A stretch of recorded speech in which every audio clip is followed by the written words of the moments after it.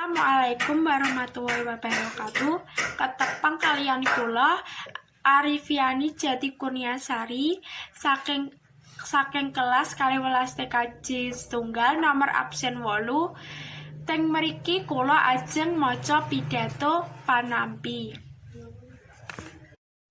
Assalamualaikum warahmatullahi wabarakatuh. Nuwun-nuwun kula nuwun. A'udzubillahi minasyaitonirrajim. Bismillahirrahmanirrahim. Alhamdulillahirabbil alamin.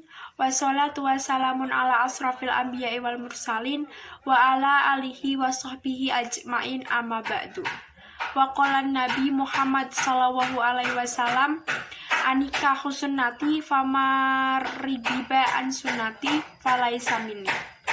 Nuwun sesepuh pinisepuh ingkang hanggung mastuti dumateng pepoyaning kautamen ingkang dahat kinurmatan. Para alim ulama menggah para kiai ingkang rinten kelawan dalu tansah sumanding kitab suci wahyuning ilahi. Minangka penuntun kiblating manembah ingkang satuhu luhuring budi.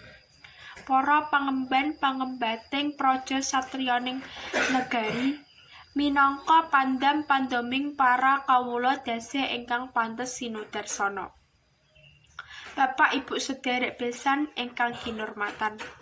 Para dinipun dumateng para lenggah tamu undangan, sanak kadang santana werda muda minulya. Kanugrahan miwah katentreman mugia tansah sumanding ing jiwangga panjenengan sedaya waradin saking dumadi rahayu niskala. Saderengipun kula matur punapa ingkang dados kewajiban kula, langkung rumiyin sumangga kula ndherekaken ngunjukaken puji syukur marang Gusti ingkang murbeng dumadi. Inggih awit paringipun rahmat, taufik, hidayah sarta inayahipun panjenengan sedaya saged kempal manunggal ing ari kalenggahan punika kanthi widada kalis ing rubeda. Sholawat salam mugi kunjuk wonten ngarsa dalemipun Nabi Muhammad sallallahu alaihi wasallam kinarya mustikaning jagat panuntun umat. Ugi ingkang kepareng badhe paring syafaat kanggenipun umat ingkang taat. Mugi panjenenganipun lan kula sedaya pikantuk syafaatipun benjang wonten ing dinten kiamat. Amin. Para rawuh kakung miwah putri ingkang pantes luhuring pambudi. Wonten ing kalodhangan punika kula minangkani talanging basa panjenenganipun Bapak Sutrisno dalah kaluwarga kepareng matur mangsuli menggah atur pasrah panjenengan Bapak Sugiono. Nun inggih sepisan menggah salam taklimipun Bapak Sugiono kula tampi lan sak kosok wangsulipun.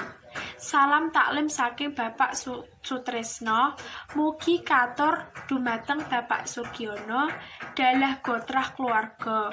Kula ikraraken kanthi atur Waalaikumsalam warahmatullahi wabarakatuh.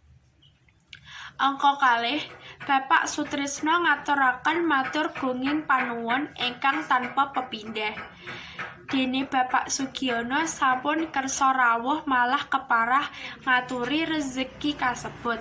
Dipun tampi kanthi asta kekalih mugi Gusti nyatet minangka amalan ingkang sae. Salajengipun keplasing sedaya panjenengan masrahaken putra temanten kakung Bapak Sutrisno tansah nampi kanthi bunggahing manah kang kaanggep putra piyambak lan ugi siap bimbing temanten kekalih. Mugi-mugi kanthi donga panjenengan sami temanten kekalih dados pasangan ingkang sakinah mawaddah warahmah. Amin.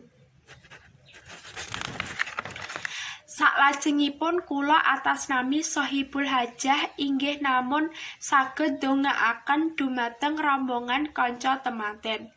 Bilih mangke acara sampun purna, saged kundur tumuju dalemipun piyambak-piyambak kanthi boten manggih alangan setunggal punapa-punapa.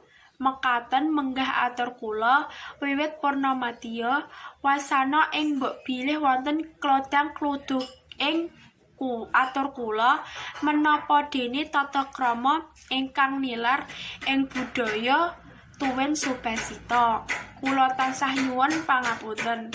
Ketupat sayur santen menawi wonten kelepatan nyuwun pangapunten. Ing wusana kula pungkasi, wassalamualaikum warahmatullahi wabarakatuh.